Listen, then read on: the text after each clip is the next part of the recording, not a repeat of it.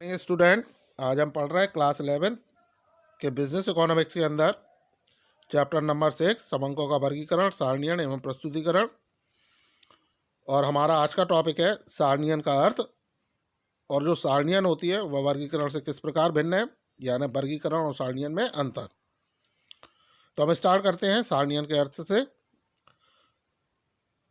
सांख्यिकी समंकों का वर्गीकरण करने के पश्चात उन्हें सारणियों में प्रदर्शित किया जाता है, जिससे कि उनसे यथोचित निष्कर्ष निकाले जा सकें। सारणियन समंकों को प्रस्तुत करने की एक पद्धति होती है, यानी जो सारणियन है वह समंकों का जो वर्गीकरण, जो पिछली वीडियो में हमने देखा था, वर्गीकरण करने के पश्चात हमें अपने आंकड़ों, अपने समंकों को एक सारणी के रूप में प्रस्तुत करना होता है। और यह जो सारणी के रूप में प्रस्तुतिकरण है वही हमारा सारणीयन कहलाता है।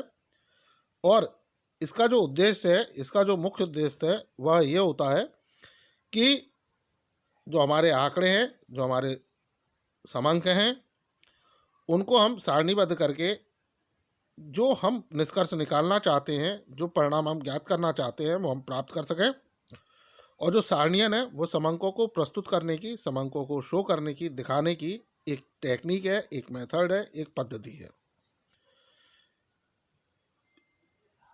प्रोफेसर कॉनर ने भी सारणीयन के बारे में कहा कि सारणीयन किसी विचाराधीन समस्या को स्पष्ट करने के उद्देश्य से किया जाने वाला सांख्यिकीय तथ्यों का क्रमबद्ध एवं सुव्यवस्थित प्रस्तुतिकरण है। यानी जो सारणीयन है वह अपने आंकड़ों को प्रेजेंट करना है, उनका प्रेजेंटेशन करना है, जिससे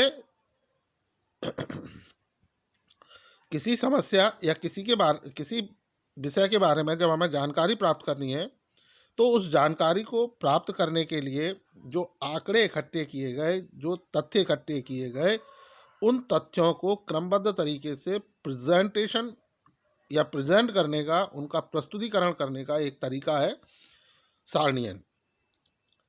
तो ये था सारणीयन का अर्थ और परिभाषा। अब हम बात करेंगे कि जो वर्गीकरण है वह सारणीयन से किस प्रकार भिन्न है। तो इसमें जो पहला अंतर है वह है वर्गीकरण तथा सारणीयन के क्रम में अंतर होता है। सर्वप्रथम आंकड़ों को वर्गीकृत किया जाता है, तत्पश्चात उन्हें विभिन्न सारणियों में प्रस्तुत किया जाता है।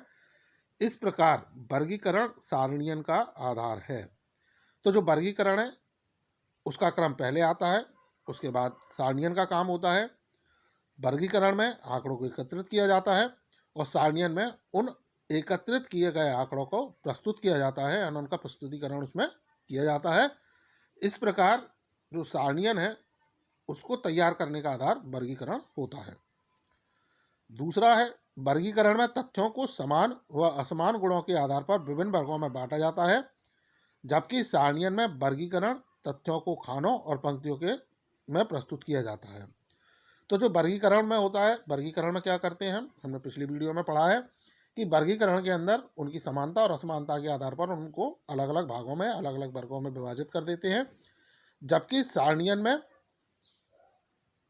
हमें अपने आंकड़ों का जब प्रस्तुतिकरण करना होता है तो उनको हम रो या कॉलम, यानी उनको खानों या पंक्तियों के रूप में प्रस्तुत करते हैं। तीसरा है वर्गीकरण सांख्यिकीय विश्लेषण की रीति है, जबकि सारणीयन समंकों के प्रस्तुतिकरण की एक प्रक्रिया है।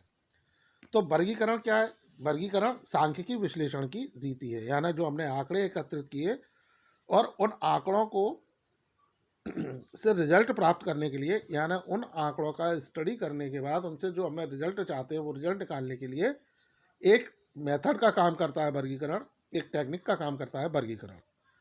जबकि सारणीयन में केवल जो डाटा हमने इकट्ठा किया, जो समंक एकत्रित किए या जो आंकड़े एकत्रित किए, उनको कैसे प्रेजेंट करना है, उनके प्रेजेंटेशन कैसे देना है, वो एक प्रोसेस है सारणीयन। सो स्टूडेंट, ये था सारणीयन का अर्थ, परिभाषा और वर्गीकरण, सारणीयन में अंतर।